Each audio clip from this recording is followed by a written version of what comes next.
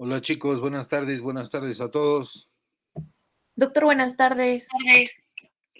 ¿Qué tal? ¿Qué tal? Bueno, arrancamos temprano, ya estamos todos. Bueno, hoy la última clase antes del examen, así que vamos a tratar de avanzar y ver y definir un poco las cosas para el examen de la próxima semana. Bueno, comenzaremos. Hoy vamos a tocar el tema de infertilidad masculina. Hay ciertos conceptos que, bueno, hay que ir fijándolos, ¿no? Diferencias, por ejemplo, entre infertilidad y esterilidad, ¿no? Se usan muy comúnmente como sinónimos, pero tienen alguna diferencia, ¿no? Infertilidad es la incapacidad de llegar a término un embarazo y esterilidad es la ausencia de embarazo en un año en una pareja en edad fértil con una adecuada frecuencia coital y que no hayan tenido ningún método de protección, de barrera o anticoncepción, ¿no? Normalmente una pareja joven con una vida sexual activa que busca tener familia, el 50% lo logra en los primeros 6 meses del año, ¿no? Y a medida que va avanzando el sexto, el séptimo, el octavo, el noveno, el décimo, hasta el 12º mes, deben de alcanzar un embarazo deseado, ¿no? Entonces no es tan fácil como parece, ¿no? Entonces, las parejas jóvenes que buscan familia, solamente en un 50% lo logran en los primeros 6 meses. Y los otros 6 meses que le quedan restantes del año, debería, debería darse el embarazo, ¿no? Entonces, para hablar de esterilidad hay que saber eso, que tiene que haber un año de relaciones sexuales ininterrumpidas, sin ningún método de protección, y que la pareja no haya logrado ese embarazo tan deseado, ¿no? Hay muchos factores, como vamos a ver, que vienen a tomarse en cuenta para que pueda lograrse esto. La edad es un factor gravitante, como van a ver, y otros más, ¿no? Siempre se hablaba que los problemas de fertilidad eran más de la mujer que del varón, ¿no? Cuando revisen infertilidad femenina van a ver que es igual que la infertilidad masculina, ¿no? Es 50-50, ¿no? La probabilidad de que el varón sea infértil es de un 50% y la probabilidad de que la mujer sea infértil es de un 50%. Y es peor si se juntan dos, ¿no? Que tienen problemas de fertilidad, que es bastante frecuente eso, ¿no? Que no solamente la mujer o el varón tenga el problema, sino que ambos tengan, entonces va a ser mucho más complejo y mucho más difícil lograr un embarazo deseado, ¿no? La incidencia de infertilidad masculina se estima en un 15 a un 20%, ¿no? Y las causas de infertilidad masculina son tan frecuentes como las de la infertilidad femenina. Entonces ahí hay que ya cambiar ese tabú, ese chip, que los problemas de infertilidad son de las mujeres solamente, ¿no? Hace poco estaba yo en el Medio Oriente y conversando con el guía, que era un musulmán, un egipcio. Él me contaba que ni bien se casan, o sea, la familia espera que esté embarazada al segundo mes.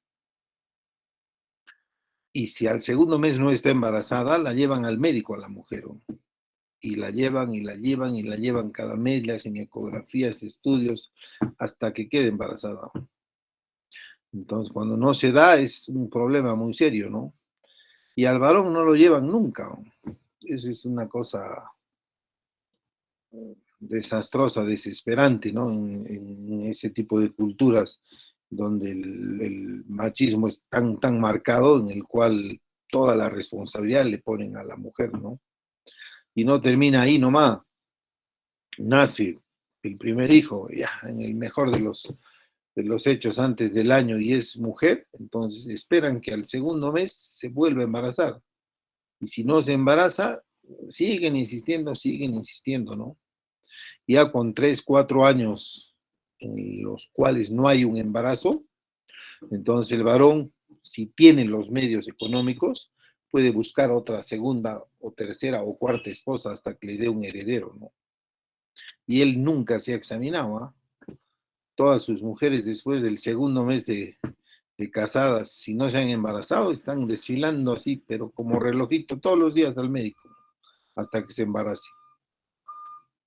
Es mentira eso de que viven con 3, 4 mujeres, ¿no? O sea, no lo hace la mayoría porque no tienen los medios económicos, porque cuando van a optar por una segunda mujer para tener herederos, tienen que tener una segunda casa, con todas las condiciones que tiene que tener un matrimonio, ¿no? Entonces, solo si tu posibilidad te da, podrás tener 2, 3 esposas si quieres, ¿no? Es así de retrógrado, ¿no? Pero eso, ese concepto hay, ¿no? Es muy, muy común que cuando no hay un embarazo en un matrimonio, la culpa y la carga se le eche directamente a la mujer, ¿no? Y a veces, no exagero, hemos tenido pacientes, ¿no? Con problemas de esterilidad que se han examinado después de 8 o 10 años de haber estado haciendo todo lo habido y por haber con la pareja, ¿no? Y sus exámenes salían normales, normales, volvían a ir a otro médico, pero ellos no se examinaban. Estamos hablando de acá, del medio de Cusco. Entonces esos chicos tienen que ya sacarse de la cabeza, ¿no? Los problemas son mitad, mitad, ¿no? O es el hombre o es la mujer, no es que es más la mujer y menos el hombre o al revés, es mitad, mitad. Y acuérdense que también puede pasar que ambos tengan el problema, ¿no? Eso va a agravar mucho más el asunto, ¿no? El propósito de la evaluación de la infertilidad masculina es identificar y corregir las causas, si es que estas son reversibles, de la infertilidad masculina, ¿no? Con el objeto de permitir que una pareja conciba a través del coito o con la menor cantidad de tecnología posible, ¿no? Hay que identificar todas esas condiciones irreversibles que pueden ser susceptibles de tratamiento con tecnología de reproducción asistida, ¿no? Utilizando el esperma de la pareja masculina. O identificar condiciones irreversibles en las que ya no se puede obtener el esperma del hombre, en cuyo caso la pareja puede considerar el esperma donado o la adopción, ¿no? Es otra cosa que es una realidad, ¿no? No se imaginan la cantidad de niños de toda edad que hay en adopción, ¿no? Y es algo en lo cual uno tiene que estar, ¿cómo se llama?, mentalizado y tiene que saber manejar, ¿no? El médico tratante en este caso y conversar muy bien con la pareja cuando hay una condición irreversible y no hay posibilidades, ¿no? De lograr un embarazo, o con esperma donado o con adopción, ¿no? En Cusco hay un banco de semen, el primer depósito cuesta $200 y después tus espermatozoides quedan congelados de por vida, ¿no? Con una cuota anual de $50 anuales, ¿no? Entonces, hay la posibilidad de conseguir esperma donado o la otra, la adopción, ¿no? Hay que identificar enfermedades médicas que puedan estar asociadas con la infertilidad y poder tratarlas, ¿no? Porque al tratar la enfermedad, que es la causa de la infertilidad, entonces probablemente corrijamos la infertilidad, ¿no? Y nunca, nunca dejar de lado identificar las causas genéticas específicas de infertilidad que puedan transmitirse e impactar en la descendencia, ¿no? La genética sí es algo que, bueno, verdaderamente estamos en pañales todavía en el medio, pero ya hay varios laboratorios en Lima donde se trabaja muy bien esto y se puede hacer el estudio genético que uno desee y quiera y pueda, ¿no? Entonces es importante recordar el factor masculino puede ser la causa de infertilidad, un 30 a 40% de las parejas, y es un factor contribuyente en el 50% de los casos. Es importante evaluar a ambos socios o a la pareja en paralelo. El embarazo es un estado, no es una enfermedad. Entonces, un estado que busca una pareja, no solamente busca el marido o busca la mujer, ¿no? Entonces, es importante que la pareja sea evaluada en conjunto, ¿no? Y además, hay que realizar siempre una evaluación urológica completa. Estamos hablando, acuérdense, de infertilidad masculina, porque la infertilidad masculina puede ser el síntoma de presentación de una enfermedad sistémica y por lo demás oculta pero significativa, ¿no? Entonces, el hecho de que haya una infertilidad en el varón nos debe obligar a hacer un estudio urológico concienzudo, ¿no? En todo el sentido de la palabra, con el fin de encontrar la causa, ¿no? Como toda la evaluación de un paciente infértil, varón, comienza siempre con una historia reproductiva, una buena historia médica y una historia quirúrgica completa, ¿no?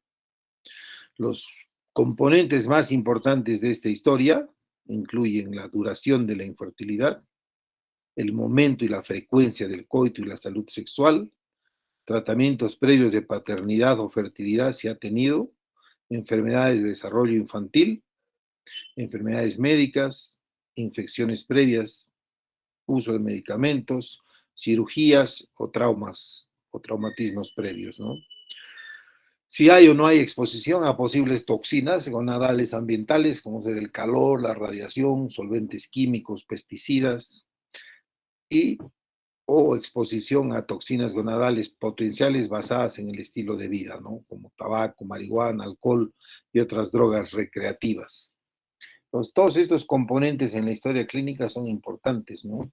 Por ejemplo, el hecho de tener o haber padecido de fiebres altas, ¿no? Cuando niño, ¿no?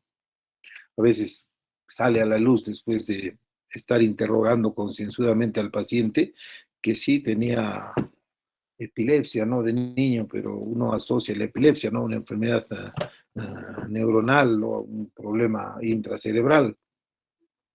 Pero resulta que esos cuadros convulsivos eran por fiebre, ¿no? Entonces, esos estados febriles prolongados o enfermedades febriles serias pueden haber afectado el normal desarrollo y crecimiento gonadal, ¿no? Y ahí está el secreto del asunto, ¿no? Entonces, la historia tiene que ser completa, ¿no? Completa, completa. Hay pacientes que vienen porque no pueden tener hijos, pero resulta que han tenido hijos cuando eran jóvenes, ¿no? Por ejemplo, de adolescente tuvo un hijo, ¿no? Con una pareja X y ya se enteró después. Y resulta que ahora que está bien casado y quiere tener hijos y no puede, ¿no? Entonces la historia reproductiva también es importante. Y ni qué decir la quirúrgica, ¿no? Si ha sido sometido a cirugía pélvica o cirugía de genital masculino o una cirugía neurológica por algún traumatismo o accidentes o algo, ¿no? Entonces todo hay que tratar en lo posible de ser lo más metódico y lo más, ¿cómo se llama?, minucioso posible, ¿no? En la historia de fertilidad, por ejemplo, es clave preguntar sobre embarazos anteriores, ¿no? En todas las parejas que ha tenido, ¿no? La duración de la infertilidad, los tratamientos previos, si es que ha recibido no anteriormente algún tratamiento de infertilidad, ¿no? Y está la evaluación femenina, ¿no? O sea, rápidamente hay que preguntar ahí si tiene o no tiene problemas menstruales, si tiene o no tiene alguna enfermedad, ¿no? En el ovario, quistes o trastornos, todo lo que se les puede imaginar, ¿no? La historia sexual también es clave en un paciente que es evaluado por infertilidad, ¿no? La libido, el deseo, ¿no? La ausencia de deseo te habla que puede haber un trastorno hormonal específico, ¿no? Un hipogonadismo, por ejemplo, en el cual hay déficit de testosterona y eso está condicionando que no tenga deseo sexual, ¿no? Ahora, si tiene problemas de erección, ¿no? O problemas de eyaculación, hay gente que no puede eyacular o tiene eyaculación retardada, o la misma eyaculación precoz que puede ser tan marcada que incluso antes de la penetración hay eyaculación, ¿no? Entonces, cualquier disfunción sexual, ¿no? Eyaculatoria, sea de eyaculado o de erección, tiene que estar bastante claro, ¿no?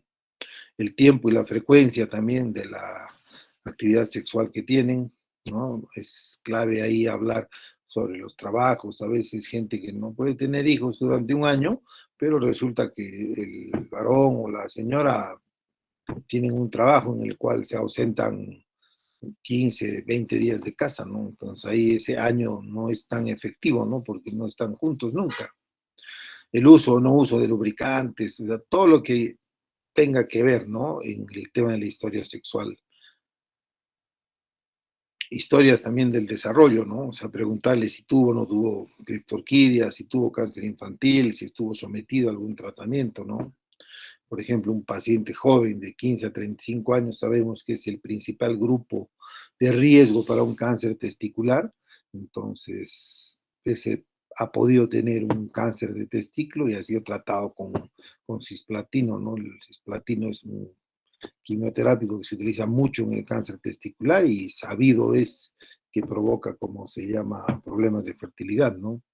O ha sido sometido a un vaciamiento ganglionar, ¿no? Ipsilateral del supraselectivo del tumor testicular derecho, ¿no? Y eso le ha condicionado que haya un daño neurológico y el paciente tenga eyaculación retrógrada, ¿no? Entonces, todos los tratamientos por cáncer, tanto médicos o quirúrgicos, tienen que ser bien aclarados para saber si tiene o no tiene un riesgo potencial de infertilidad, ¿no?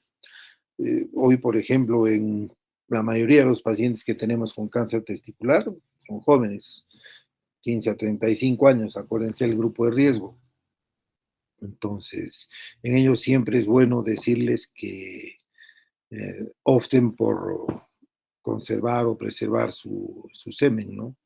Porque más adelante van a querer tener hijos y de repente no van a poder, ¿no? Entonces, siempre es bueno tomar esa precaución, ¿no? O si hay antecedentes de papera, ¿no? Que han hecho orquitis. Ustedes han vivido eso hace antes de la pandemia hubo una gran epidemia en Cusco, ¿no?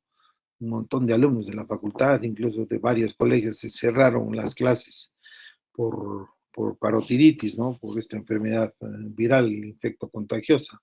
Es la papera que en un porcentaje determinado puede condicionar la aparición de una complicación que es la orquitis urleana, ¿no? Que es la orquitis producida por parotiditis, es por un tema de memoria genética. Acuérdense el origen embrionario del páncreas, las glándulas salivales y los testículos tienen un mismo origen embrionario y por un tema genético el virus puede dañar los testículos o los ovarios, ¿no? Sobre todo los testículos. Y cuando es bilateral es muy serio, ¿no? Porque dependiendo de la respuesta inflamatoria que provoca el virus en el testículo, lo llega a atrofiar, ¿no? Y el testículo se hincha, que parece una naranja o una toronja incluso, ¿no? Y después termina atrofiándose y termina como una arveja, ¿no? Pues los antecedentes de orquitis por parotiditis son claves también eh, saberlos encontrar si queremos llegar a un diagnóstico, ¿no? Ver también si hubo o no hubo algún trastorno en el desarrollo puberal, ¿no? Presencia de ginecomastia durante el desarrollo, o trastornos de crecimiento, qué sé yo, ¿no? Hay un montón de problemas que pueden ser influyentes en la historia con fines de llegar a un diagnóstico de esa infertilidad masculina que se está estudiando, ¿no? El historial médico, ¿no? Las fiebres, ya dijimos, enfermedades sistémicas, ¿no? Como diabetes, cáncer, infecciones importantes o enfermedades genéticas, ¿no? Como fibrosis quística, síndrome de Klinefelter, etcétera, ¿no? En las historias quirúrgicas, ¿no? Gente que ha sido operado de criptorquidia bilateral, se le ha hecho fijación uni o bilateral testicular, o cirugía de hernia, ¿no? De niño, en el cual se puede atrofiar los testículos por la corrección del defecto herniario, o antecedentes de traumatismo testicular o de torsión testicular, ¿no? Cirugía pélvica, vesical o retroperitoneal, ¿no? Estas disecciones ganglionares que dijimos en retroperitoneo, en cáncer de testículo, en cáncer de vejiga, pueden condicionar también problemas de eyaculado y trastornos de erección, ¿no? O una resección transuretral de próstata, ¿no? En el cual la resección ha volado los utrículos prostáticos y puede condicionar un problema obstructivo, ¿no? O la misma eyaculación retrógrada que se presenta en un gran grupo de operados de próstata, sea el método que sea, ¿no? La historia familiar también no hay que dejar de lado, ¿no? Antecedentes de criptorquidia, defectos en la línea media como este síndrome, hipospadias, exposición a dietiletilvestrol. El dietiletilvestrol es un medicamento que se usa y se usaba sobre todo mucho para el cáncer de próstata, ¿no? Que terminaba alterando la función testicular y de esa manera disminuyendo la producción de testosterona, elevando los estrógenos y condicionando un control sobre el cáncer prostático, ¿no? Otros síndromes raros, ¿no? Como Prumbelli o ciruela pasa, ¿no? Que es la genesia de los músculos abdominales. Y además tienen una megauretra o una uretra en pelícano, o tienen trastornos también del vaciado vesical, hidronefrosis, etcétera, ¿no? Prumbelli vimos, ¿se acuerdan? En la primera clase, ¿no? El famoso síndrome de ciruela pasa. ¿Por qué? Porque te fijas el abdomen al no tener los músculos rectos anteriores del abdomen, entonces se ve todo a través de la piel, se puede ver los intestinos, ¿no? Entonces parece una ciruela o una pasa seca, ¿no? Por eso se llama ciruela pasa. Su nombre en inglés, Prumbelli, ¿no? Se conoce más como Prumbelli que como ciruela pasa. Los medicamentos, ¿no? Si estamos haciendo una verdadera historia clínica, es clave preguntarle si toma o no toma algún medicamento que pueda tener en alguna medida un grado de influencia sobre la fertilidad o sobre la eyaculación o sobre la producción de espermatozoides, ¿no? El uso de testosterona, por ejemplo, en caso de problemas de líbido, opioides, finasterida, dutasterida, que son estos inhibidores de 5-alfa reductasa, ¿no? Que son los que evitan la conversión de testosterona en dihidrotestosterona, que es la parte activa de la testosterona, ¿no? Antiinflamatorios no esteroideos, que son de uso cotidiano, ¿no? O los inhibidores selectivos de la recaptación de serotonina, ¿no? La nitrofurantoína, que es un medicamento que muchas veces lo usan como profilaxis en casos de reflujo y otros, ¿no? Que alteran en alguna medida. O cimetidina, bueno, que ya casi no se usa, es un antiácido muy parecido a ranitidina, o bloqueantes alfa, ¿no? Tipo sulfasalacina o espironolactona, ¿no? Un ahorrador de potasio. En la historia social hay que tomar en cuenta también el abuso de etanol o el tabaco, marihuana, cocaína o esteroides anabólicos, ¿no? Esos famosos chicos reality, ¿no? Que vemos siempre en los programas de la televisión, ¿no? De combate, no sé qué. Estos son jóvenes que verdaderamente hacen ejercicio, pero en un muy corto tiempo tienen unas masas musculares excepcionales, ¿no? Y más de uno ha estado ya envuelto en escándalos, ¿no? De tráfico de esteroides, ¿no? De estos anabólicos. Entonces terminan con unos músculos excepcionales, pero con unos testículos del tamaño de arvejas, ¿no? O después con problemas de cáncer de hígado y una serie de cosas, ¿no? Y estos obviamente van a tener problemas de fertilidad, ¿no? Es muy común que en los gimnasios te recomienden, ¿no? Esas proteínas, y hay más de una que viene, ¿no? Con esteroides o con anabólicos, ¿no? Entonces, clave siempre si ha sido asistente a un gimnasio, si es que usa o no algún tipo de estos anabólicos, algún tipo de estos tratamientos, ¿no? Ya sea inyectable, que son ilegales y no se prescriben por una condición médica en particular, está dentro de tráfico, ¿no? De sustancias prohibidas, o enmascarado con estas famosas proteínas, ¿no? Que venden ahí en polvo para prepararse. La historia ocupacional también, ¿no? Es clave, exposición a radiación ionizante, exposición crónica al calor, ¿no? Alguien que trabaja en un sauna, o un pisero, por ejemplo, que está todo el día ahí horneando pizzas, ¿no? Y está a una temperatura más alta de lo normal porque el horno justo llega más o menos a la altura de la pelvis, ¿no? O gente que trabaja con fundiciones, en ese tipo de trabajos donde están expuestos a altas temperaturas, ¿no? Colorantes de anilina, que eso también es muy nocivo para la vejiga, ¿no? El cáncer de vejiga, por ejemplo, es muy común en pacientes fumadores y en pacientes que trabajan con tintes de anilina, ¿no? O plaguicidas, ¿no? Todos estos insecticidas que hay, ¿no? Para la agroindustria. O la presencia de metales pesados, de plomo, ¿no? Los relaves mineros que en verdad, no necesariamente, mm, o sea, no tanto de las minas, sino de los lavaderos de oro, ¿no?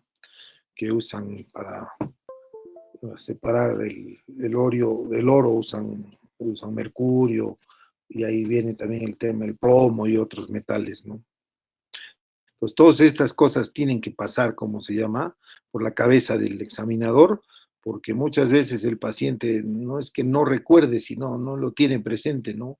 Entonces hay que ir sacándole un poco con cucharita para que vaya soltando, ¿no? Entonces es clave siempre identificar cualquier problema de salud, que porque este puede estar asociado o no a un problema de fertilidad, ¿no? Y en el examen físico, los signos, ¿no? Clásicos, ¿no? Acuérdense, la testosterona nos da las características sexuales masculinas, ¿no? La voz gruesa, los hombros anchos, la disposición del vello púbico, de la grasa púbica, la fuerza y una serie de cosas, ¿no? Entonces, el hecho de que haya una disminución del vello corporal o la presencia de ginecomastia nos puede sugerir, ¿no? Que hay una deficiencia de andrógenos o hay un exceso de estrógenos. Entonces, todo eso hay que verlo con los ojos, ¿no? Es simple inspección física, ¿no? Ver si tiene o no algún rasgo que te haga suponer que hay un déficit androgénico, ¿no? Ahora, el contenido del escroto también, ¿no? Es clave el examen testicular, ¿no? Hay que saber diferenciar, ¿no? El tamaño, la consistencia o cualquier anomalía asociada en el testículo y sobre todo en el epidídimo y cordones, ¿no? Acuérdense, cuando examinan la bolsa escrotal, hay un orden, ¿no? Siempre testículo primero, luego epidídimo, luego cordón espermático y finalmente el anillo inguinal externo, ¿no? Entonces, esas características tienen que ser muy bien descritas en la historia clínica, ¿no? Y sobre todo tamaño y consistencia, ¿no? De los testículos. Hay un orquidómetro, ¿no? Que te permite medir el tamaño testicular para saber si ese testículo es más pequeño de lo normal para la edad y también para saber diferenciar uno del otro, ¿no? Puede ser un testículo que es más pequeño y el otro normal, ¿no? Pero ahí hay problemas también de anticuerpos antiespermatocíticos que son formados por ese testículo enfermo y este no distingue derecho e izquierdo y termina afectando a ambos por igual, ¿no? Pues en el examen físico siempre debe examinarse además el área peritesticular, cualquier irregularidad del epidídimo, que incluya induración, dolor a la palpación o presencia de quistes o de espermatoceles, nos deben alertar, ¿no? O sea, fundamentalmente hay que observar la presencia o ausencia también de conductos deferentes, ¿no? A nivel de la bolsa escrotal. El conducto deferente se palpa muy bien a través de la bolsa escrotal, ¿no? Lo único que tiene que hacer uno es irse al polo superior del testículo y con el pulpejo del dedo índice y el medio y por encima entre la bolsa escrotal, buscarlo a través de la bolsa con el pulgar, ¿no? Y se va a tocar como una mina de lapicero, ¿no? Entonces, ahí se pueden tocar granulomas, irregularidades o a veces ausencia del mismo, ¿no? O una vasectomía, ¿no? A veces son pacientes que se han hecho vasectomía y no es que no recuerden, sino han optado por hacer una vasectomía transitoria porque les han dicho que iba a ser temporal o les han dicho que era reversible y después han hecho cirugía para reversibilidad y uno cuando toca ve que los referentes no están indemnes, ¿no? Entonces es clave todo lo que sea peritesticular también, no solamente el testículo, ¿no? El testículo, consistencia y tamaño es lo fundamental. Ahora, la presencia o ausencia, ¿no? Del plexo panfiliforme, ¿no? Que son las venas del escroto, ¿no? Es indicativo de varicocele. Varicocele ya vimos en la tercera clase, ¿no? Pueden ser los trastornos del, del testículo y de la bolsa escrotal, ¿no? El varicocele no es otra cosa que las varices de la vena espermática interna, ¿no? En la cual hay reflujo, la sangre que llega al testículo sube y por la vena espermática y no puede lograr salir si no regresa, ¿no? Porque su sistema de bombeo de válvulas está dañado, entonces genera reflujo, ¿no? Y ese reflujo condiciona las más de las veces sobrecalentamiento testicular, además de traer metabolitos tóxicos de la vena renal y condicionar un daño testicular, ¿no? En general, o casi siempre es del lado izquierdo, ¿no? El 90% de los casos, eso ya lo vimos, es por una desembocadura anómala de la vena esfermática directamente a la vena renal, que es una vena que tiene contracorriente, ¿no? Pues tiene mayor presión de salida, entonces la vena, si no es competente, la espermática interna, la sangre choca y regresa, ¿no? En cambio, la derecha no va a la vena renal, sino va directamente a la vena cava, entonces no hay contracorriente, ¿no? Otra cosa es el varicocele derecho en el adulto, ¿no? En el cual si encontramos un varicocele derecho nos obliga a estudiar el retroperitoneo siempre, ¿no? La probabilidad de un tumor es alta, ¿no? Acuérdense, el varicocele siempre empieza a los 10, 11, 12 años, ¿no? Estos niños con varicocele, entonces a través del tiempo va pasando y se produce el daño testicular, ¿no? Varicocele es una de las causas más comunes de infertilidad masculina reversible, ¿no? Entonces, de ahí que es importante llegar al diagnóstico, ¿no?, temprano con el fin de repararlo, ¿no? Operarlo y corregir el problema, ¿no? No esperar que se dañe el testículo. Ahora, se debe tener también en cuenta cualquier anomalía de la próstata o del pene, ¿no? Porque todo eso va a condicionar en alguna medida problemas o trastornos de eyaculación y por ende puede haber problemas de fertilidad, ¿no? Y las vesículas seminales, ¿no? Cuando uno hace un tacto rectal, toca muy bien la próstata, el ano, los esfínteres, el recto, ¿no? Pero si uno tiene más práctica y está más entrenado, puede llegar a palpar las vesículas seminales, ¿no? Acuérdense, las vesículas seminales están detrás de la vejiga y por encima de la próstata, ¿no? En su cara posterior. Entonces sí hay que introducir el dedo bastante más de lo normal y tratar de alcanzar las vesículas, ¿no? Que si estas están agrandadas o hinchadas o induradas, son indicativas de obstrucción de los conductos eyaculadores, ¿no? Entonces, puede entrar dentro del terreno de una infertilidad obstructiva, ¿no?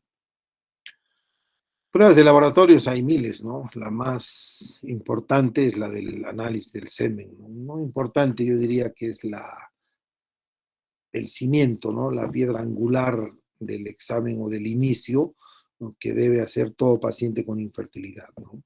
Acá es una norma, ¿no? Se debe exigir 2 exámenes de semen dentro del primer mes o que estén realizados en el plazo de 30 días, ¿no? O sea, no me sirve a mí haberme hecho uno en enero y el otro me hago en mayo, ¿no?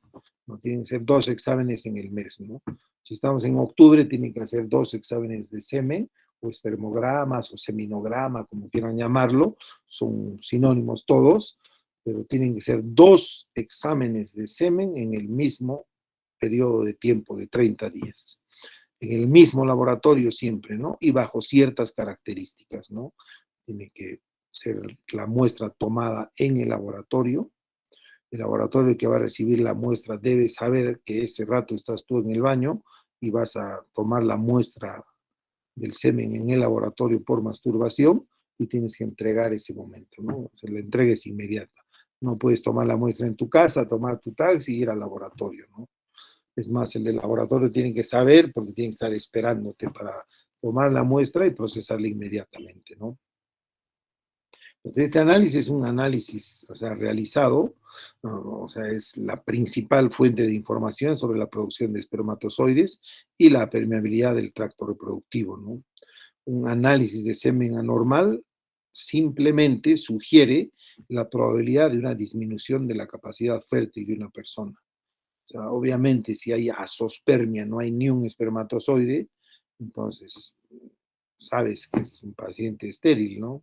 Porque si no tiene espermatozoides no va a poder engendrar.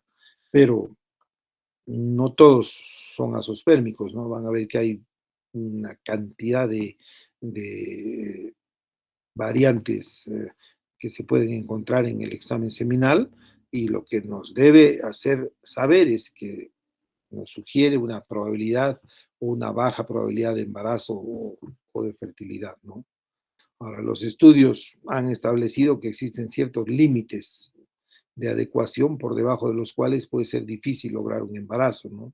O sea, ya te das cuenta tú a medida que vas desenglosando o leyendo el informe del laboratorio, bueno, ya vas a darte cuenta que es o no fértil el paciente, ¿no? Estos valores de análisis de semen fueron identificados por la Organización Mundial de la Salud.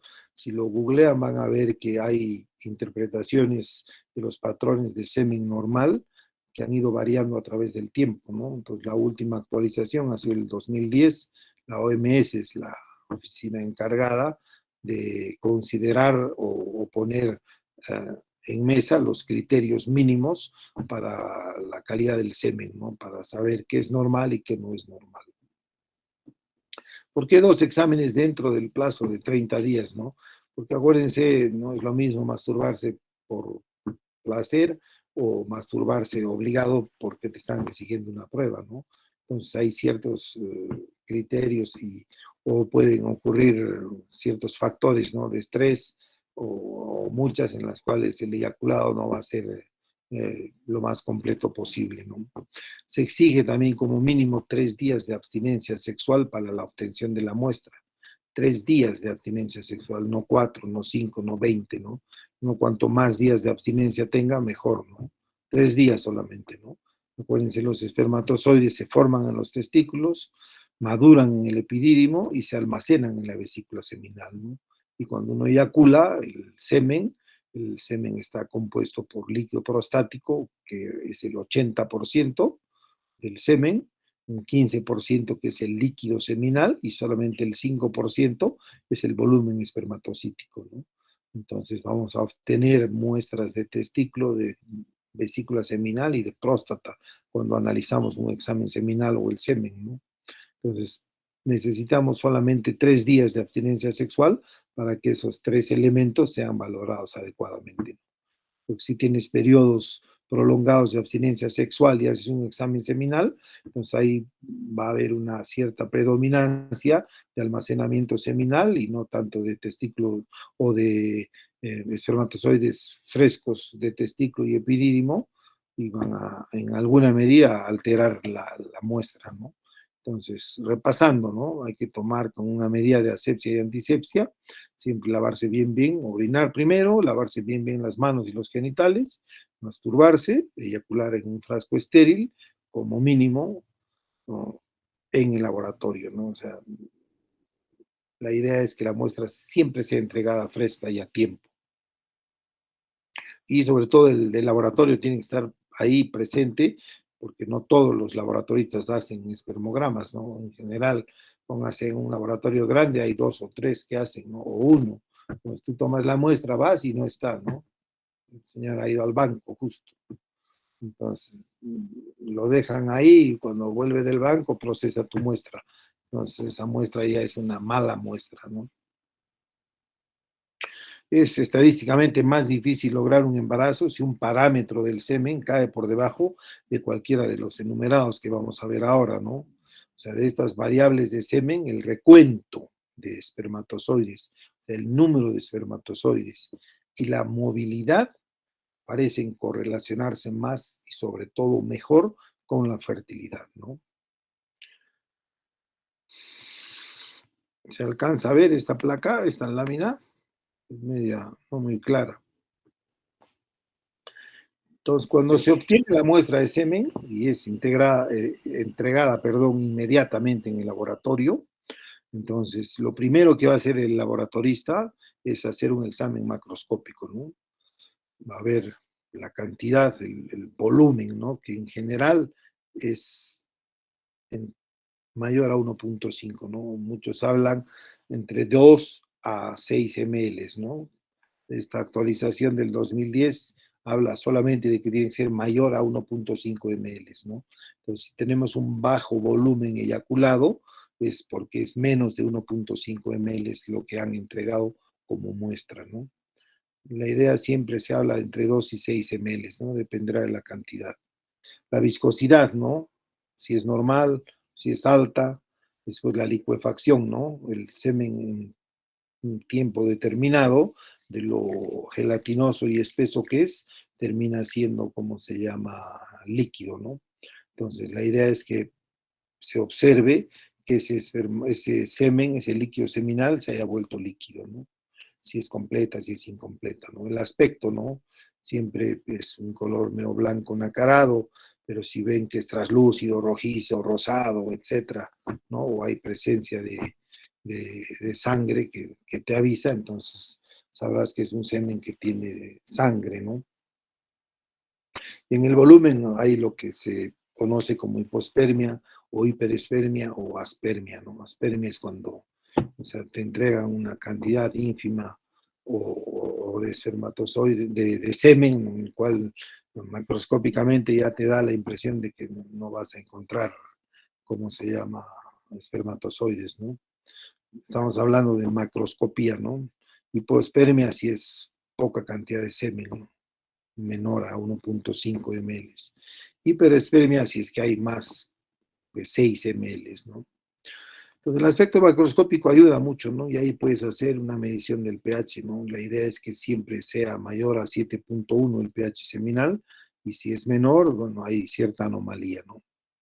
Y en el examen microscópico, que es lo que al final sentencia, acuérdense, la movilidad y el recuento son los principales factores a tomar en cuenta, pero no los únicos, ¿no? Entonces ahí hablamos de concentración, ¿no? Como mínimo tiene que haber mayor a 15 millones por ml, ¿no? Mayor a 15 millones por ml, ¿no? Si vemos que hay menor a 15 millones por ml o menor a 100.000 por ml o ausencia de espermatozoides, ya nos está hablando de que hay una anomalía, ¿no? Entonces, si es menor a 15, vamos a hablar de oligosospermia. Si menos de 100.000 por ml, vamos a hablar de criptozonospermia. Y si no hay espermatozoides ni uno, estamos hablando de azospermia, ¿no? Entonces, obviamente, estas definiciones basadas en la cantidad o en la concentración de espermatozoides por ml van a ser fundamentales para el pronóstico del paciente y nos van a orientar a ciertos estudios, ¿no? Ahora, la movilidad, ¿no? O sea, solamente menor del 32% tienen que ser progresivas, ¿no? O sea, tienen que moverse adecuadamente. Por eso que la muestra tiene que ser fresca, porque si tú la entregas media hora o una hora después de tomada, obviamente tu movilidad va a estar completamente alterada, porque los espermatozoides se van muriendo, ¿no? Se van yendo. Entonces, si la muestra es fresca, menos del 32%, más, perdón, del 32% como progresivos, la movilidad progresiva nos va a hacer saber que es normal, ¿no? Ahora, si vemos que es menos del 32%, entonces estamos hablando de una entidad que se conoce como astenospermia, ¿no? O astenozospermia, ¿no? Que es un trastorno de la movilidad, ¿no? Que son más los móviles progresivos que los inmóviles que los móviles, perdón. Y otra es la vitalidad, ¿no? El mayor al 58%, entonces son espermatozoides que están bien, están móviles, ¿no? Son vitales. Entonces, si es que vemos que es menos del 58%, entonces hablamos de una necrosospermia, ¿no? O sea que hay mayor cantidad de espermatozoides muertos que vivos. La morfología, este es de los valores que cada vez, o es el valor que más se ha modificado a través del tiempo, ¿no? Este es un examen microscópico, un patrón, ¿no? Un límite de referencia que ha dado la Organización Mundial de la Salud, es la última actualización, la del 2010. Antes era 8%, creo, o 16%, ¿no? Pero solamente miren, del 100%, que haya más de 4%, se considera normal, ¿no? Entonces, cuando hay menos del 4%, ahí hablamos de teratospermia o teratosospermia, que son sinónimos, ¿no? Acuérdense que dijimos de concentración y morfología de estos 6 parámetros microscópicos son los más importantes o los que nos van a hacer saber que hay un problema de fertilidad, ¿no? Entonces, la línea de corte es mayor a 4%, o sea, si tienes 90 y tantos por ciento, 96% de anormales, está dentro de lo normal, ¿no? Porque 4% o más necesitamos que sean normales, ¿no? Entonces, no es que va a haber 50% normales, 50% anormales, ¿no? O 70% normales, 30 anormales. Solamente necesitamos, para embarazar, menos del, mayor, perdón, al 4% de espermatozoides normales, ¿no?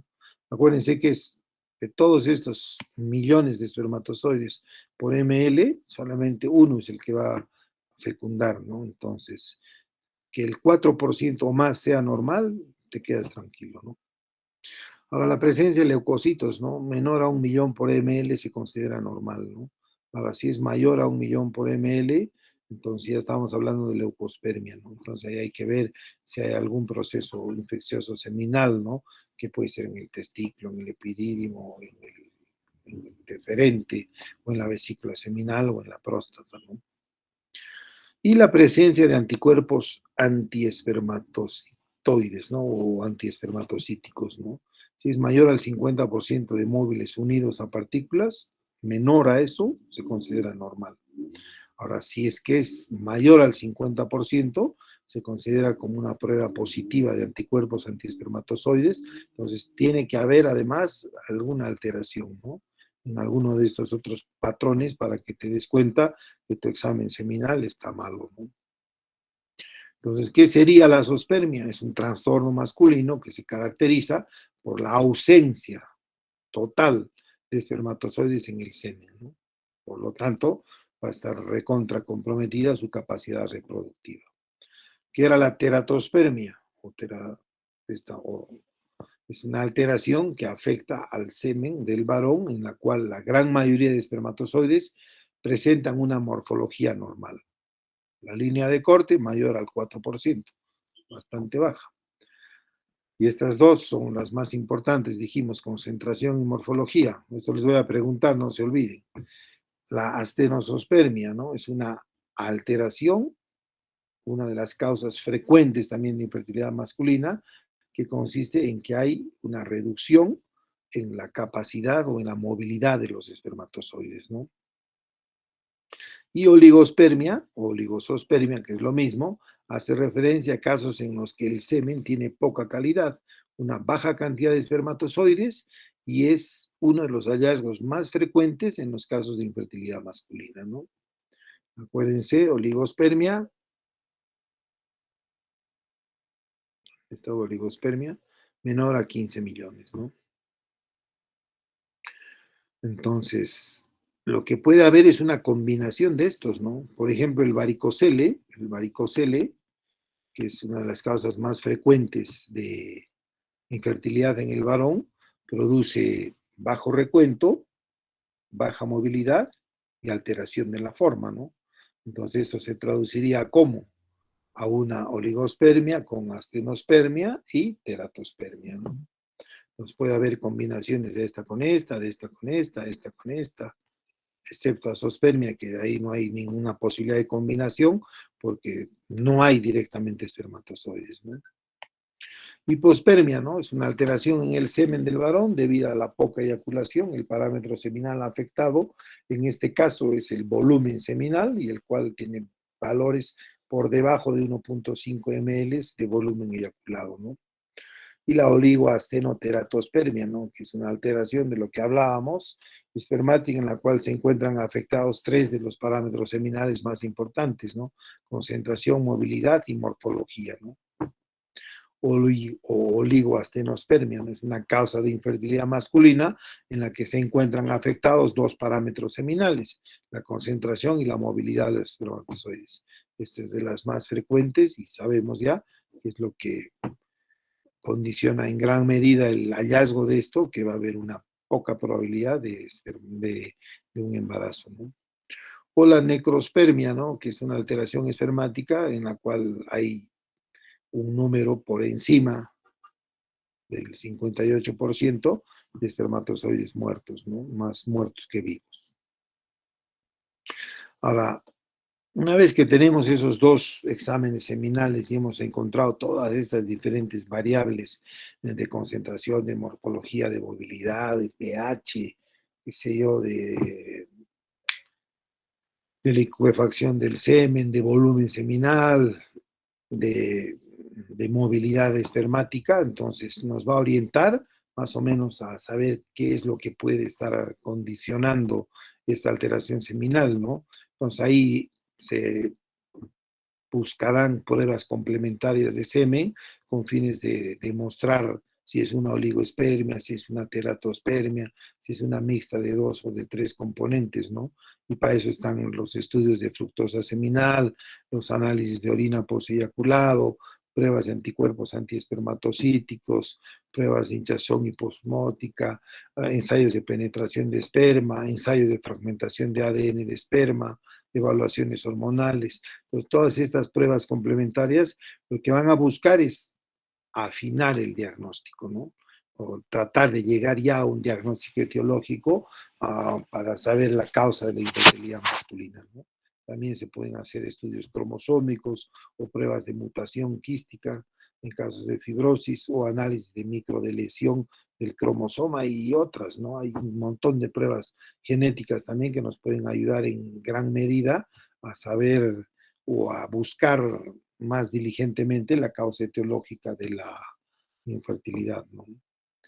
También contamos, ¿no?, con estudios radiológicos, ¿no? Un ultrasonido escrotal, ¿no?, para medir el volumen testicular, saber hacer un histiocitoecograma que mide la densidad ecográfica de la pulpa de la masa testicular, ¿no? O un estudio transrectal prostático para estudiar bien las vesículas seminales y la próstata, o una TAC, una resonancia magnética, o una vasografía de testículo o biopsia testicular, o aspiración de testicular con aguja fina en varios sitios para ver si hay o no espermatogonias, células futuras formadoras de espermatozoides, o directamente, por ejemplo, un paciente con azospermia, ¿no? Pues harás una biopsia testicular para ver si hay espermatozoides en el testículo y no llegan o no salen y por eso no aparecen. O directamente no hay producción de espermatozoides en el testículo porque hay agenesia, ausencia o destrucción de las espermatogonias, que son las células formadoras de espermatozoides, ¿no? Todas estas pruebas, o sea, en conjunto, tanto el examen seminal como las pruebas complementarias, los estudios genéticos y los estudios radiológicos, nos van a poder llevar a descubrir la causa de la infertilidad, ¿no? Entonces, al igual que la insuficiencia renal, ¿no?, que hay prerrenal, renal y porrenal, igual las causas de infertilidad masculina son primarias y secundarias, ¿no? Y estas también son pretesticulares, testiculares o posttesticulares, ¿no? Entonces, cuando hablamos de causas de infertilidad masculina, vamos a tener primero a las pretesticulares, ¿no? Acá está la enfermedad hipotalámica, deficiencias de gonadotrofina, el síndrome de Kallmann, deficiencia aislada de hormona luteinizante, que es el eunuco fértil, la deficiencia aislada de las hormonas folículo estimulantes, o cualquier síndrome hipogonadotrófico congénito, ¿no?, que altere todas estas hormonas, ¿no? Acuérdense, estas hormonas son pituitarias y son marcadoras de daño testicular, ¿no? Por ejemplo, un paciente con varicocele, ¿no?, que tiene ya un patrón seminal de estrés, ¿no? Es un paciente que viene, no puede tener hijos, tiene 35 años, en el examen se le encuentra un varicocele, grado 3, bastante avanzado, se le palpa los testículos, hay una disminución del 20% del volumen testicular izquierdo versus el derecho, entonces ya te habla de que hay un daño testicular, y si tú le haces un dosaje de LH y FSH, que son hormonas de daño testicular, van a ver que hay una elevación, ¿no?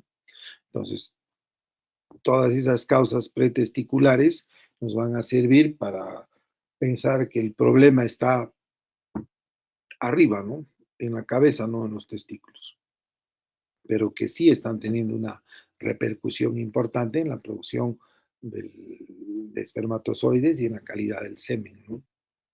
Enfermedades hipoficiarias, ¿no? Una insuficiencia hipoficiaria, un tumor, un adenoma funcionante, no funcionante, un proceso infiltrativo, que haya sido operado, o radiación, o que tenga depósitos cálcicos, ¿no?, ahí en la zona de la glándula pituitaria, ¿no?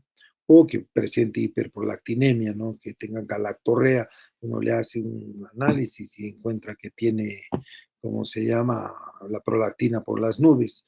Le haces una radiografía simple mm, de cráneo y ves que hay una destrucción de la silla turca, o mejor una resonancia magnética o una tomografía, mejor de resonancia, te vas a dar cuenta que hay un tumor, un adenoma en la hipófisis, ¿no? Hormonas exógenas, ¿no? Como que haya exceso de andrógenos o estrógenos o glucocorticoides, ¿no? Entonces ahí vas a tener que empezar a estudiar rápidamente tus suprarrenales, ¿no? Entonces, acuérdense, los andrógenos, el 90% se forman en el testículo y el otro 10% en las suprarrenales. Entonces, cualquier alteración de los andrógenos que tienen que hacer ir un poco más allá, ¿no? Irse hacia las hormonas liberadoras en la hipófisis, ¿no? O si hay un exceso, ¿no? Un hiper o un hipotiroidismo, ¿no? Que ya te puede también en alguna medida alertar sobre un trastorno mixto endocrino que está condicionando la, el incremento o la disminución de la de T3, de T4 o de TSH, ¿no? Y ni qué decir las deficiencias de la hormona del crecimiento, ¿no? Cualquier alteración de la somatomedina, que es una enzima hepática que hace que la hormona de crecimiento sea activa para que pueda cumplir su función, entonces te va a hacer saber, ¿no? Si vemos que hay un déficit de hormona o es una hormona normalmente más aumentada, pero que no está condicionando, como se llama, un problema de gigantismo, de acromegalia, pues hay mucha hormona, pero no es funcionante, entonces hay que pensar en las catalizadoras de la hormona, ¿no? Buscar problemas hepáticos, etcétera, etcétera, etcétera, ¿no? Ahora, y las causas testiculares, bueno, ahí son muchas afecciones que causan infertilidad, ¿no? Sobre todo si actúan al órgano blanco, ¿no? Que es el órgano formador de espermatozoides, ¿no? Ningún tejido humano forma espermatozoides a excepción del testículo, ¿no? Entonces, cualquier alteración del testículo, cualquier daño estructural o funcional del testículo, pues ya te debe hacer pensar que hay un problema potencial de fertilidad, ¿no? Ahora, a diferencia de muchas afecciones pretesticulares que se pueden tratar con manipulación hormonal, los defectos testiculares en su mayoría son irreversibles. Es lógico, ¿no? Si está dañado el testículo, entonces hagas lo que hagas, o sea, no hay manera de que produzca espermatozoides si es un testículo dañado, ¿no? Una atrofia testicular, por ejemplo, severa, ¿no? Unilateral, entonces es un testículo izquierdo, por decir que ya no forma espermatozoides, ¿no? Pero ha pasado un tiempo que ese testículo ha estado formando anticuerpos antiespermatocíticos para evitar o tratar de controlar el daño a ese testículo, pero no ha diferenciado derecho y izquierdo y al final se han dañado ambos, ¿no? Entonces, cualquier daño testicular en general es irreversible, ¿no? Ahora hay causas testiculares de infertilidad, ¿no? Desde causas cromosómicas, como los estados de inversión sexual XX o síndrome triple X, ¿no? XYY o Klinefelter XXY, ¿no? O el síndrome de Nuan, que es el Turner masculino, ¿no? Las distrofias miotónicas, los síndromes de desaparición del testículo, la anorquia bilateral, el síndrome de células de Sertoli solamente, ¿no? Cuando hay aplasia de células germinales o microdeleciones del cromosoma Y, con toxinas, radiación, fármacos, ¿no? O enfermedad sistémica, ¿no? Una insuficiencia renal, una insuficiencia hepática, anemia de células falciformes, actividad androgénica defectuosa o una lesión del testículo, ¿no? Una orquitis, una torsión testicular, un trauma o un testículo único que se ha perdido o que el paciente directamente no tenga testículos, ¿no? Una criptorquidia no tratada que ha condicionado un problema de fertilidad en el futuro. ¿Por qué? Por justamente formación de estos anticuerpos antiespermatocíticos, ¿no? O los varicoceles idiopáticos, ¿no? Que sabemos que es una causa el varicocele es de las causas más comunes de infertilidad masculina, ¿no? Entonces, cualquier lesión a nivel testicular, en general, si es importante, va a ser irreversible, ¿no? Ahora, la infertilidad idiopática. Esto es el tema, ¿no? Por eso que estos pacientes requieren de esa cantidad de estudios, ¿no? Y les hemos nombrado los más básicos, ¿no? Eso es uno de los problemas, ¿no? Es tremendamente oneroso el tema del estudio de la fertilidad en el varón y en la mujer, ¿no? Ah, los seguros privados, ninguno cubre infertilidad, ninguno. El seguro, el SIS, cubre a media caña. Entonces, y son muy, muy caros, ¿no? ¿Y por qué salen caros? Porque se ha estimado que casi la mitad de los problemas de infertilidad masculina no tiene una causa fácilmente identificable. Entonces tienen que entrar en una serie de estudios con el fin de poder llegar a tener un diagnóstico etiológico, sobre todo saber si es reversible o no es reversible, ¿no?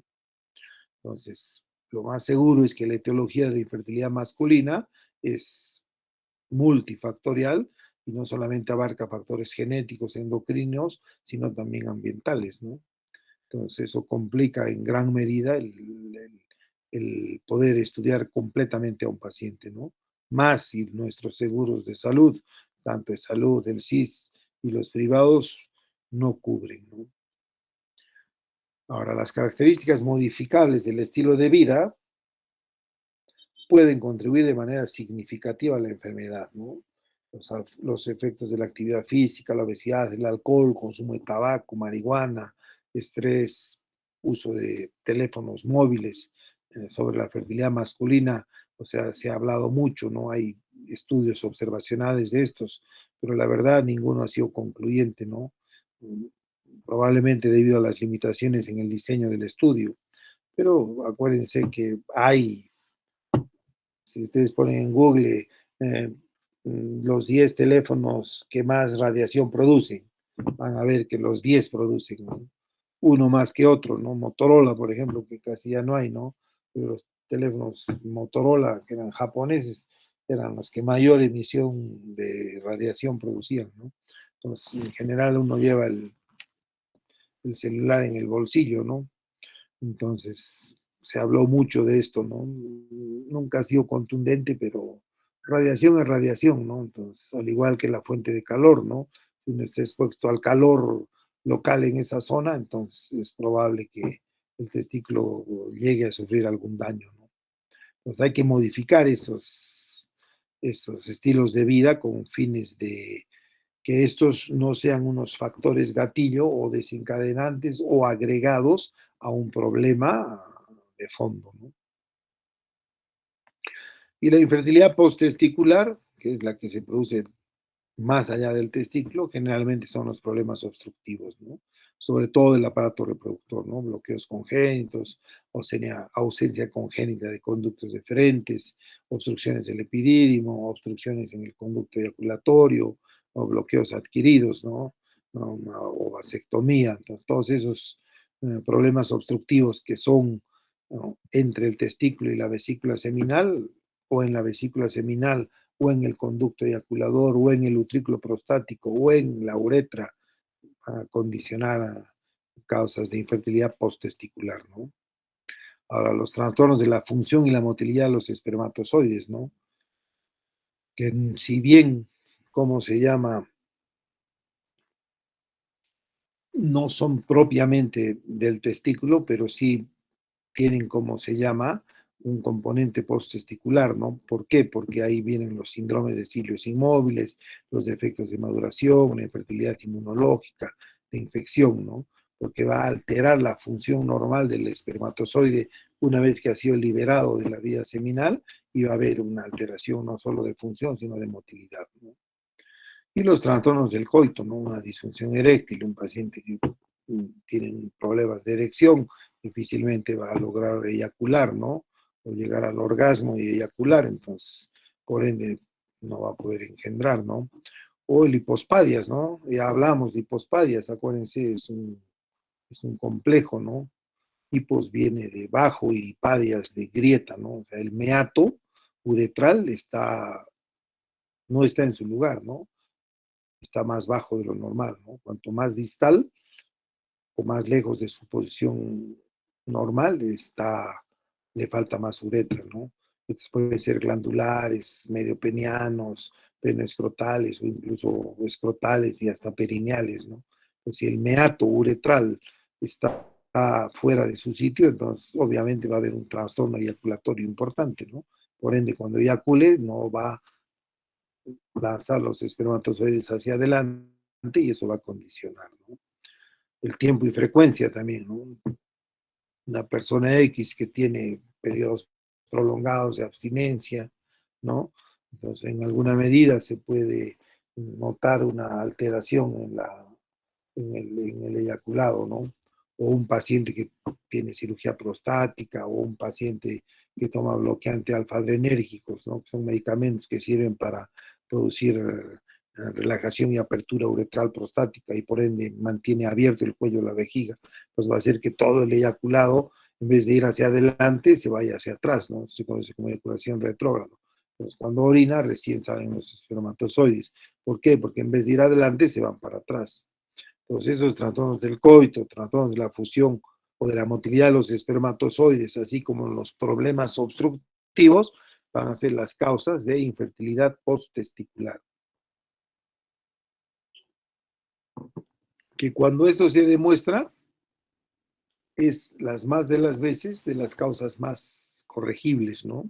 O que se pueden solucionar, ¿no? Después serían las pretesticulares, porque en general son trastornos del eje hipotálamo hipoficiario, y haciendo un tratamiento conjunto con endocrino, si uno es andrólogo, o uno si es andrólogo, que es el especialista en estos problemas, nos puede corregir esos problemas, ¿no? No así los problemas cuando son exclusivamente del testículo, ¿no? De las causas modificables o de tratamiento más fáciles o más exitosas son el varicocele.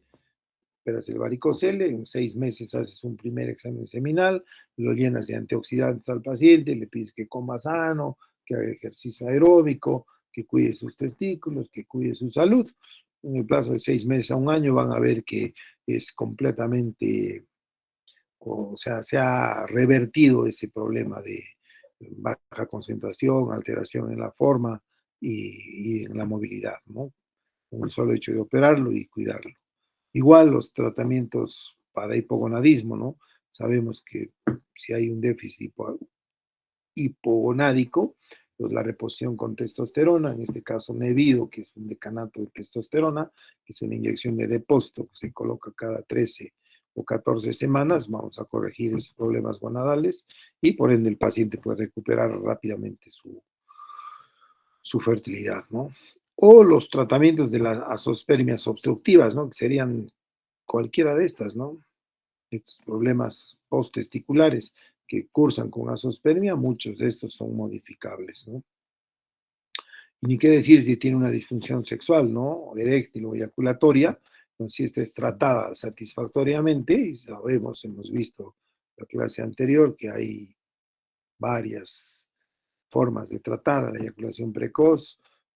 El hecho de la disfunción eréctil se maneja súper bien con los medicamentos derivados del Viagra y el Viagra. Entonces, en general no tendríamos problemas, ¿no? De lograr que esta pareja pueda embarazar si nos damos cuenta a qué grupo pertenece, ¿no? Ahora, los tratamientos de azospermias obstructivas, en general, si la obstrucción es intratesticular, epidimaria, deferencial o en los conductos eyaculadores, entonces hay que ver, ¿no? Dónde está el problema y atacar el lugar específico, ¿no?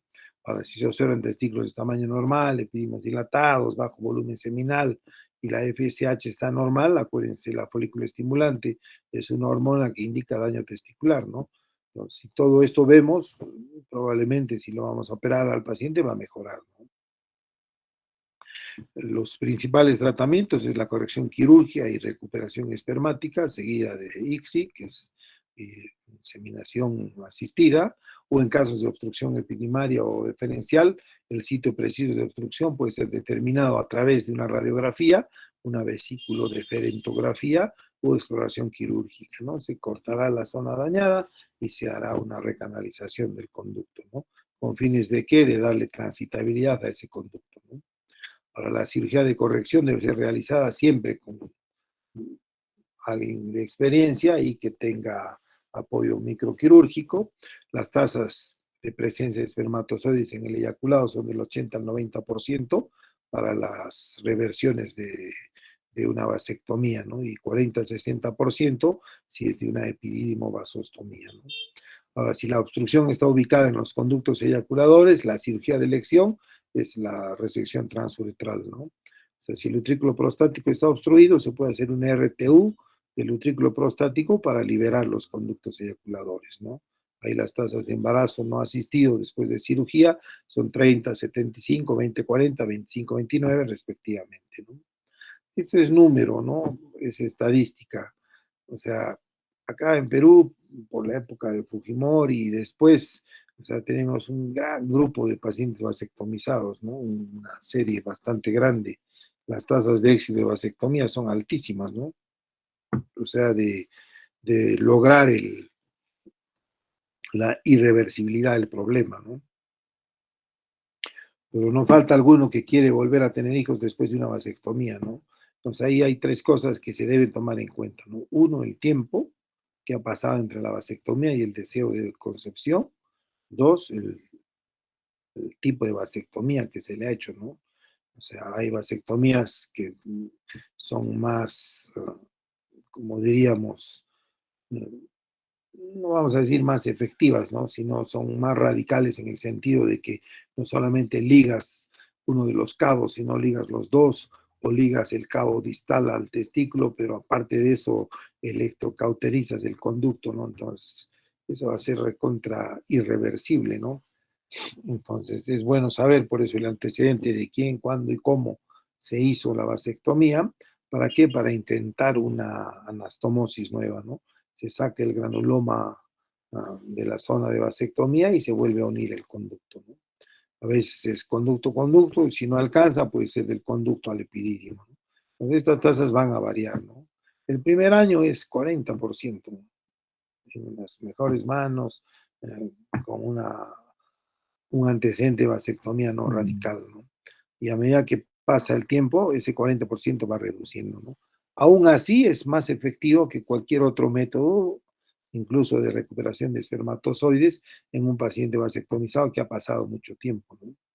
Porque acuérdense, cuando se hace una vasectomía, que es la ligadura del conducto deferente, entonces el testículo no puede sacar los espermatozoides, ¿no? Se van al epidídimo, maduran y del epidídimo quieren irse y no pueden salir porque está amarrado el conducto, ¿no?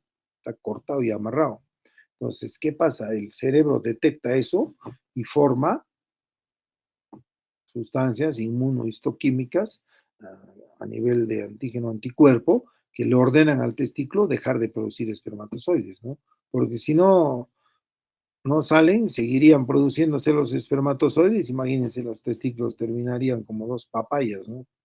Entonces, el hecho de que pase el tiempo de una vasectomía no solamente es el hecho de haber ligado, de haber provocado artificialmente una patología obstructiva, porque no hay tránsito de espermatozoides, sino que también se suma a eso el efecto neuroendocrino del cerebro que le indica al testículo, oye, no formes espermatozoides porque no hay paso.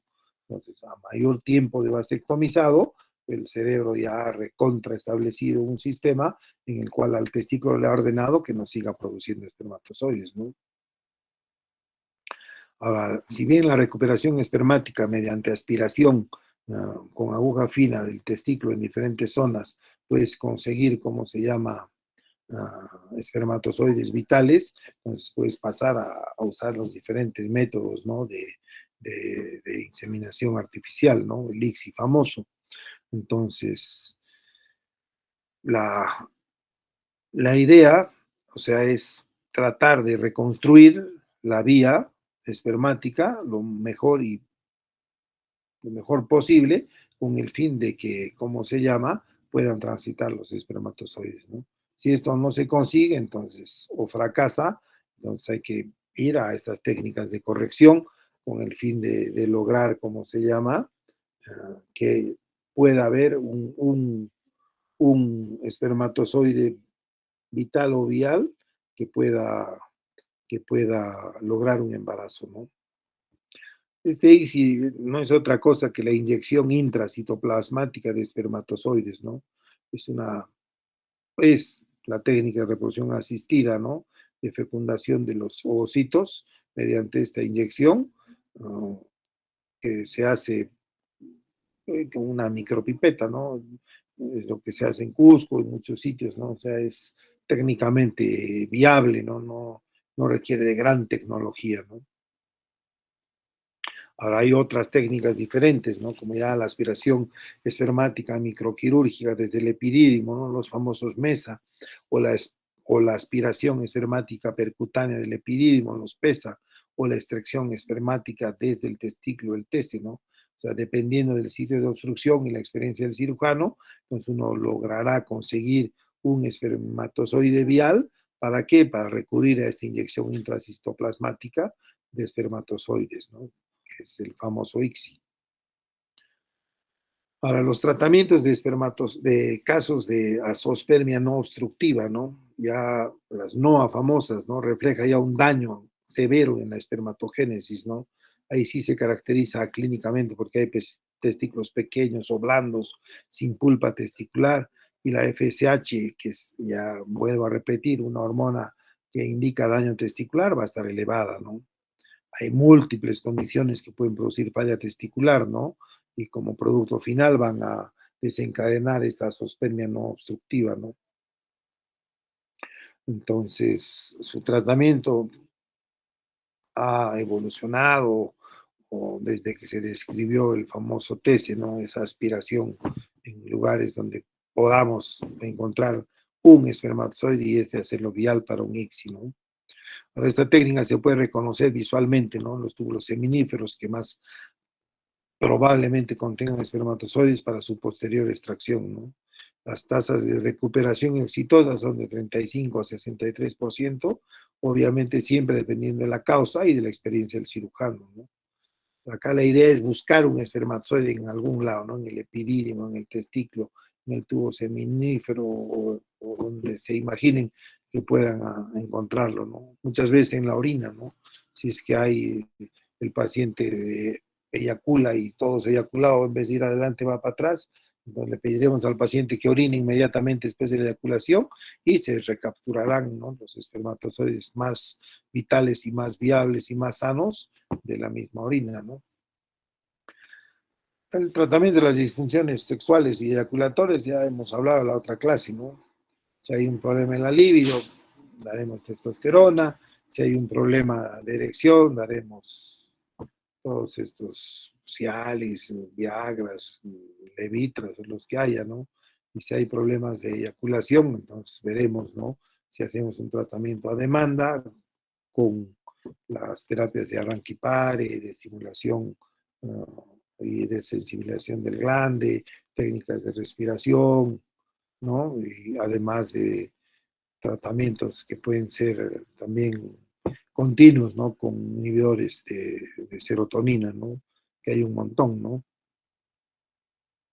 Para los pacientes que tienen problemas de aneyaculación, se puede utilizar estimulación peniana vibratoria o electroeyaculación transrectal o recuperación espermática quirúrgica, ¿no?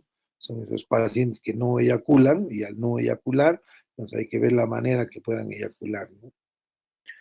Y una es con estas estimulaciones vibratorias del pene, la más efectiva es la electroeyaculación transrectal, no es muy grata para el paciente, pero se hace sobre todo en pacientes que tienen problemas de orden neurogénico, ¿no? Un parapléjico, un cuadripléjico, por ejemplo, que quiera tener descendencia, ¿no? Entonces, para lograr una eyaculación se puede hacer una electroeyaculación transrectal, ¿no? Y si no, la recuperación espermática quirúrgica, ¿no? Se punzan vesículos seminales o se punzan testículos, en algún lugar hay espermatozoides, de ahí hay que sacarlos, ¿no? Siempre, siempre de la mano hay un tratamiento médico, ¿no? O farmacológico, que es conocido como mejoradores de semen, ¿no? En el mercado hay un montón, ¿no? Espermotren, Prevencel, etcétera, etcétera, etcétera, ¿no?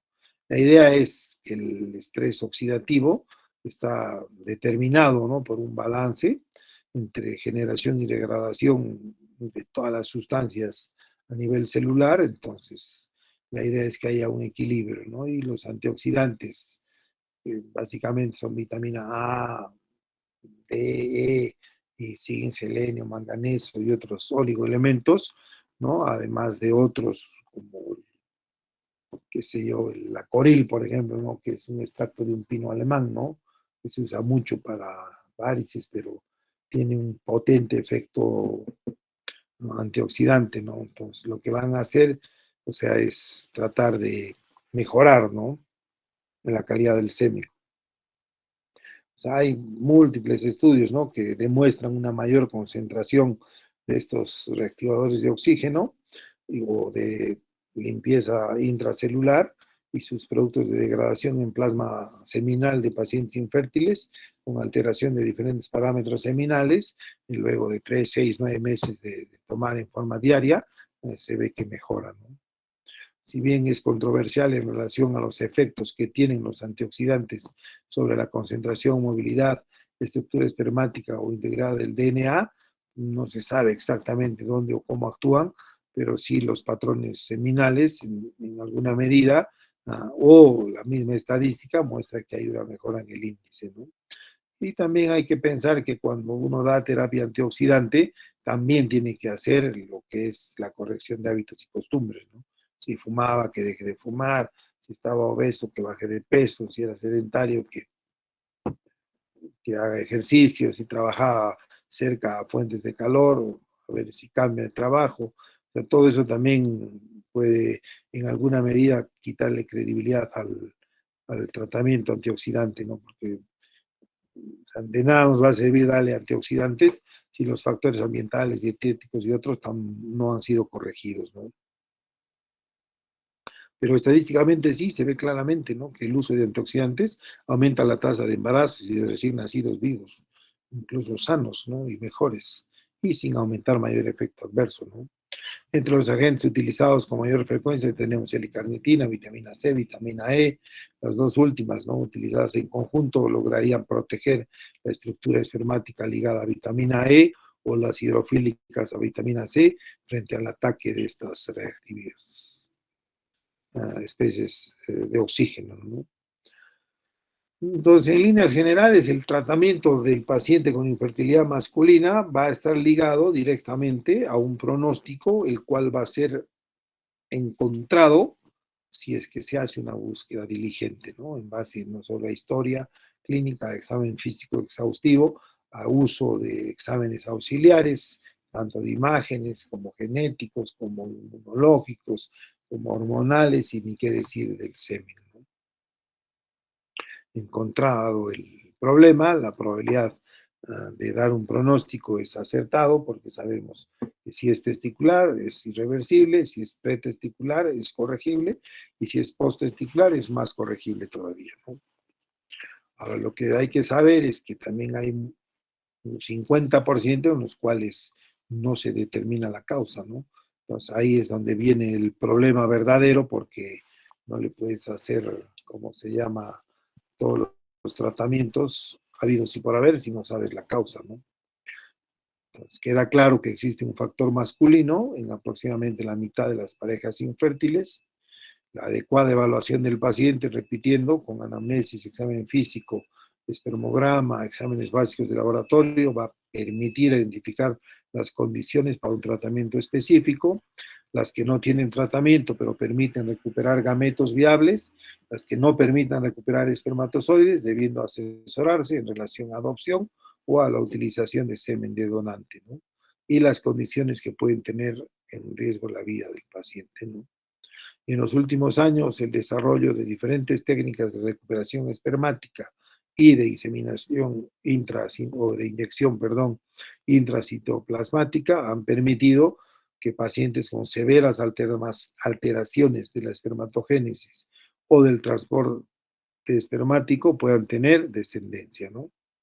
Ya la elección de la técnica más adecuada con la mayor tasa de éxito depende de haber logrado un diagnóstico específico correcto, ¿no? Y acá algo que no está, que debería estar, es que la evaluación conjunta siempre de la pareja y el factor edad, que es tremendamente importante. Acuérdense, la mujer, su vida fértil es entre 20 y 35 años, ¿no? Más de 35 ya se considera una madre añosa, que es un embarazo de alto riesgo, ¿no? En el varón, el margen de edad se puede estirar un poco más, unos hablan de 40, otros hablan de 50, pero a mayor edad, menor probabilidad de embarazo y mayor probabilidad de problemas de orden genético con no solamente malformaciones, sino estas enfermedades cromosómicas que se producen en gente añosa, ¿no? Entre las más comunes, el síndrome de Down, ¿no? Entonces, todo entra a la balanza, ¿no?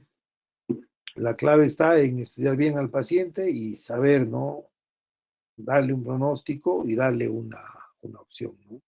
Y nunca dejar de lado el tema de si es que hay un deseo fuerte de deseo de concepción, o sea, en el caso en el que el pronóstico sea no reversible, que no haya chance de lograr un embarazo, entonces siempre tener en cuenta, ¿no? Y saber tocar el tema en su momento sobre donante de semen y adopción, ¿no? Que no tendría que ser un tabú o una medida de solución que el paciente la tome mal, ¿no?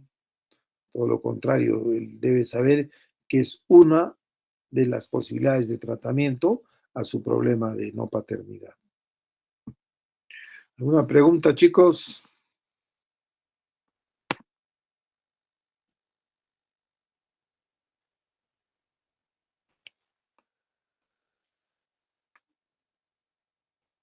Artur, Freddy Arenas Díaz, ¿alguna pregunta?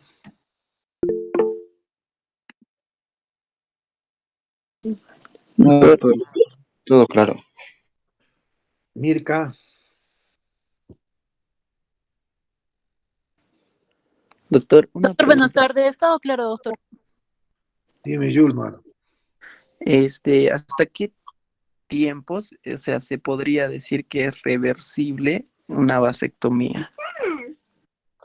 El primer año la tasa de éxito es del 40%, para ser sincero. Ahí habla un poco más, ¿no?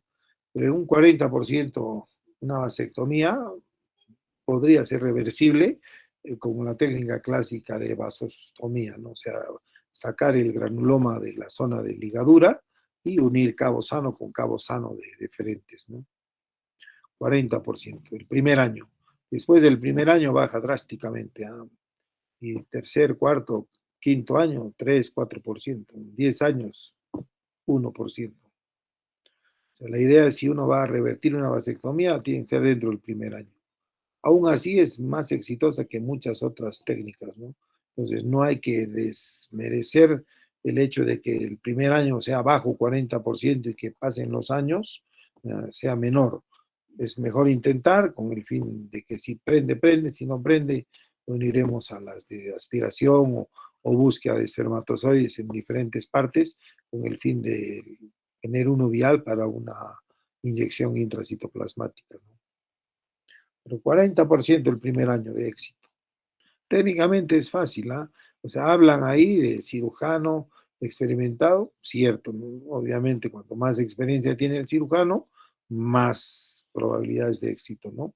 De microcirugía no es tan necesario. Los chinos son, acuérdense, los número uno en el mundo en vasectomías, porque por ley allá tienes un hijo y tienes que hacerte una vasectomía y más de uno ha perdido el hijo dentro del año, si es que se hizo la vasectomía, y entra en un plan de recanalización de deferentes o de vasostomía se llama, la unión de los deferentes después de vasectomía, y los chinos lo hacen con las agujas estas de tuberculina o de insulina, ¿no? La agujita esa color anaranjado número 23, ¿no? A simple vista, cuando tú tienes el conducto deferente, ves el huequito del conducto.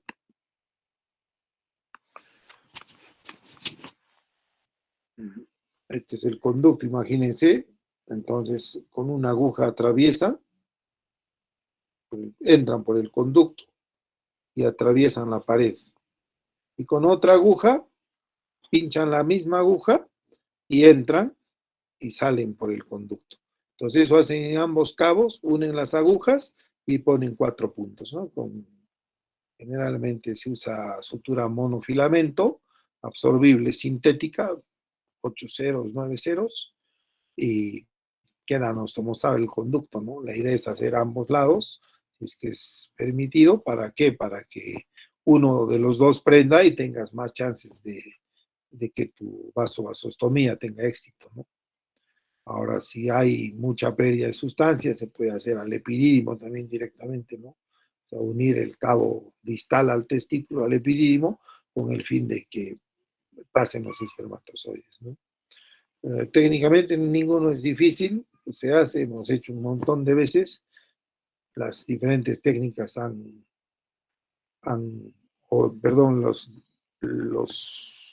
el éxito alcanzado ha sido bastante variado, ¿no?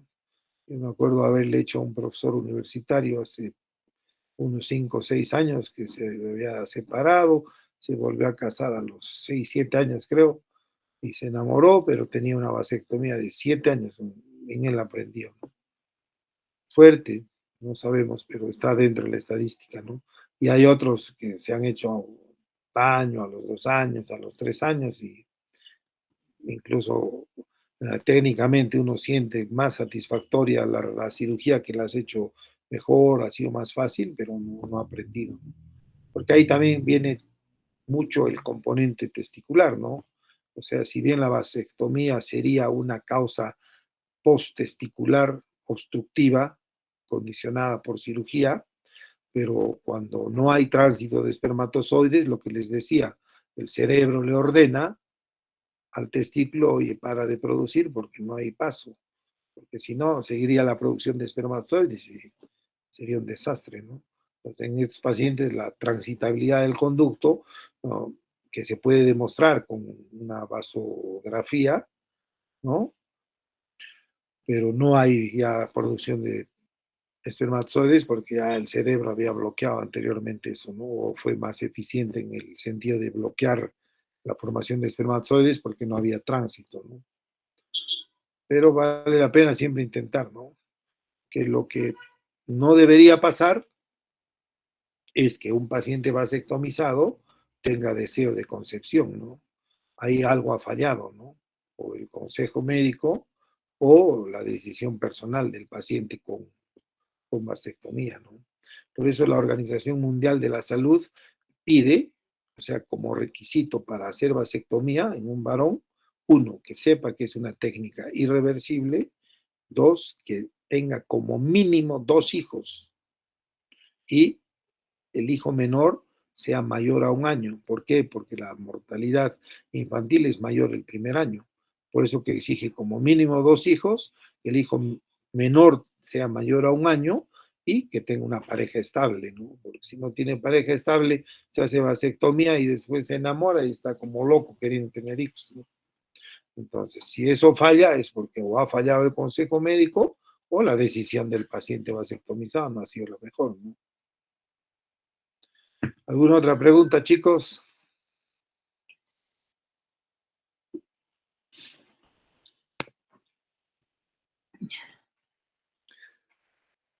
Bueno, no hay más preguntas, quedamos ahí. Doctor, Dime, Shirley. doctor, buenas tardes. Doctor, por favor, no olvide compartirme esta última clase, la grabación, por favor, doctor. Y bueno, doctor, ya que el 17 es nuestro examen, doctor, ¿no habría la posibilidad, por favor, de dar virtual? No importa este primer examen, doctor. No existe, directamente. Doctor, el grupo A, el lunes también va a dar examen de urología y lo están dando de manera virtual, doctor. ¿El doctor Mendoza? Sí, doctor, el grupo A.